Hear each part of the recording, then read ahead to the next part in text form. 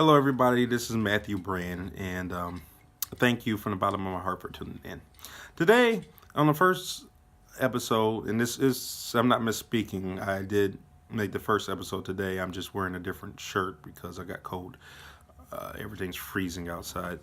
Anyway, in the first episode, I talked about the First Amendment. So in this second episode, I want to talk about the Second Amendment and gun control, specifically when it comes to mental disorders. So most people either agree or disagree about gun control, but where they kind of meet in the middle, right? Because this is middle mat, and I'm trying to go from the center argument. Where they kind of meet in the middle is mental disorders, right? People who are loopy should not have guns. The problem is passing legislation on that and being very careful and very specific with passing legislation on that. Here's why. Imagine, and now this is the argument I always give when I'm explaining it to a friend. Imagine that a woman has been raped, right? She got assaulted, someone broke in her house and raped her. She gets upset, right? Obviously, after going through some therapy and some stuff, she gets, back to normal. And she might have even had to have an abortion out of that. Now, this is a very serious thing to talk about. And there are other serious subjects with guns, but I would love to bring them up separately. But after trying this video a few times, I've realized that I got to kind of keep it specific as I can. So this girl who got raped, she goes to, therapy a couple times. She gets back on her feet. Everything, is progressing, but she does not want to take that risk again. She wants to be a little more prepared next time. So she installs an alarm in her house and then goes to get a gun. She goes up to the gun store. She says, hey, I want like a little, say a pocket revolver, something like this, right? Boom, boom. This is a toy. So you can see it is on the inside. It is loaded. Usually supposed to be unloaded. That's obviously not safe. Anyway, so the point is, she goes to get a little thing, and they tell her no. And she says, well, why not? Well, it says here you were on medical, it says you're on depression medication last year or earlier this year. So, yeah, she was raped. Yeah, she was on. Well, you've got to go to a court and appeal that, and then they'll inspect your case. And there's where you get the issues when it comes to that. Okay, so. And once again, I'm not talking about the whole gun subject in general, because some parts of it is too broad of a thing. It's actually a couple very simple issues, and then one complicated one. But when it comes to that, like the slippery slope of mental disorders, that's where it kind of comes in. Who's going to decide that? So the best way I think that could really settle that down is get like five silent mental disorders on a federal level, right? That would prohibit people from having guns, if that's possible. Specific mental disorder, and then nothing else to the bill. And that's where it's kind of complicated, because it doesn't matter. People will always try to slip other crap into bills. They always do. They don't leave them alone, and they try to slip it because someone's scratching their back. But usually, if you have schizophrenia, bipolar, bipolar, Asperger's, autism, and you've committed suicide, attempted suicide, maybe once or twice in the, recently, a few years, you can't have one. And that's it. That makes it something. But instead of phrasing it like they can't have one, it would be better if on the federal level they sent it in as unless they have those 5 mental disorders, you can't prohibit people from having a gun due to a mental disorder.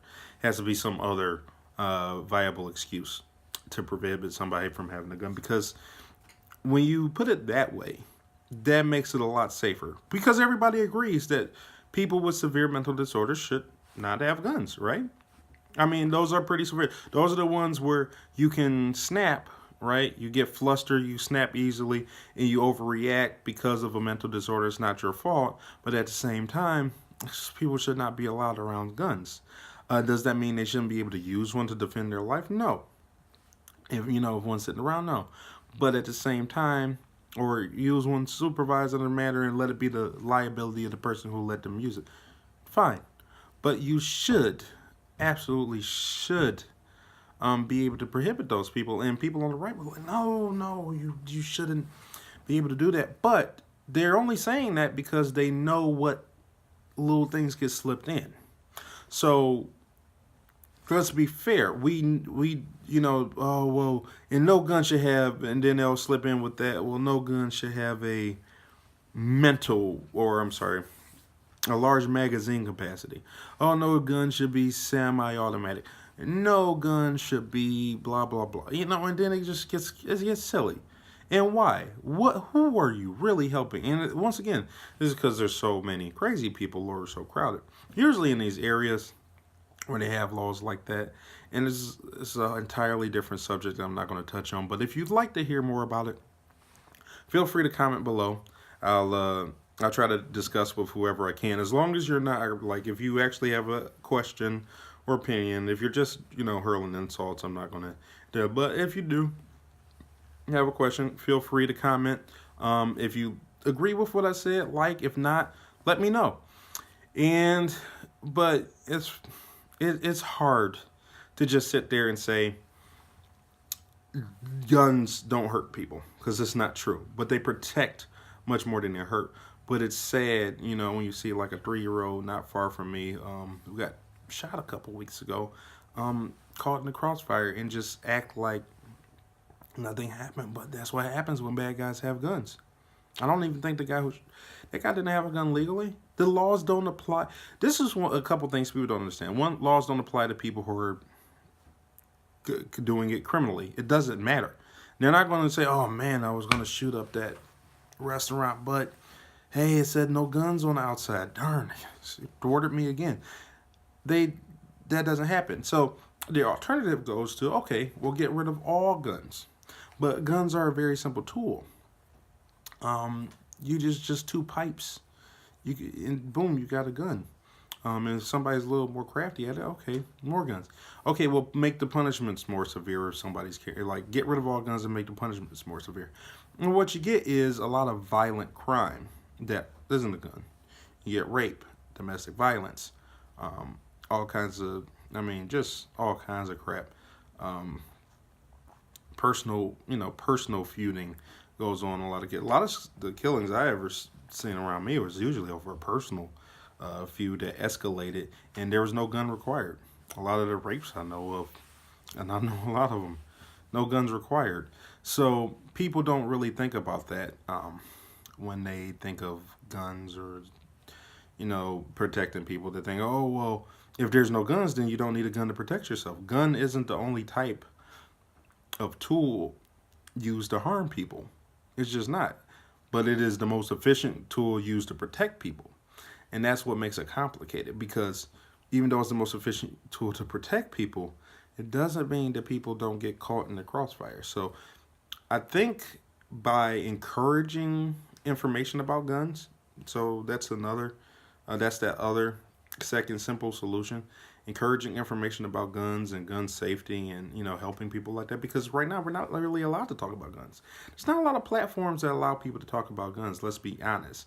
That's not a legal issue. There's not left wing or right wing. That's just the platforms. These are if you bring up gun safety on any platform like Google, right, this YouTube or Facebook or something like that, they frown on that.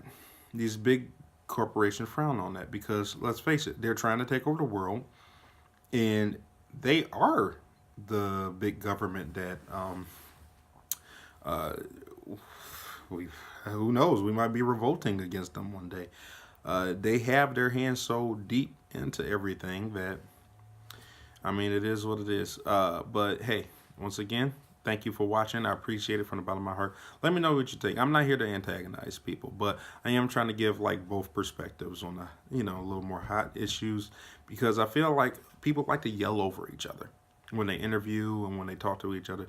They yell over each other and they're not getting the points out that you would normally get if you were just listening to a calm discussion. And I like calm discussions, but once again, a lot of people, they're either ideologues or they have someone scratching their back, and it doesn't. They will blatantly lie. They will call. Wait. Okay, I think you saw my grandpa chair behind me, but they will call this little, pocket toy gun, and make it look like a machine gun just because it helps with their point. They know they're lying. They're blatantly lying, but they'll do it. And some people will act like, oh, nobody gets shot with guns around. It's not true. They do. But what they're trying to say is that guns limit violence. And in most cases that's true. Most cases. But there are some exceptions to the rules, and what we can do to kind of prevent it, majority of it all, because you can never prevent it all, but to prevent the majority of it all, is to just address the issues that's causing it, the actual issues, and instead of like blaming it on things you've made up. Fair enough. All right, thanks for tuning in. Check you later.